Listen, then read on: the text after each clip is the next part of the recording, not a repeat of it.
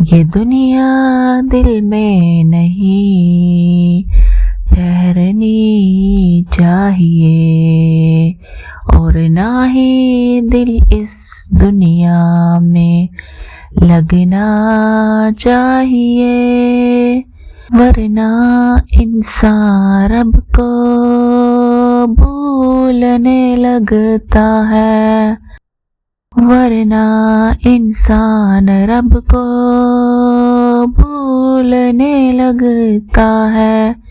اس سے بڑا خسارہ کیا ہو سکتا ہے کہ جس نے ہمیں تخلیق کیا ہم اسے ہی بھلا دیں، کہ جس نے ہمیں تخلیق کیا ہم اسے ہی بھلا دیں۔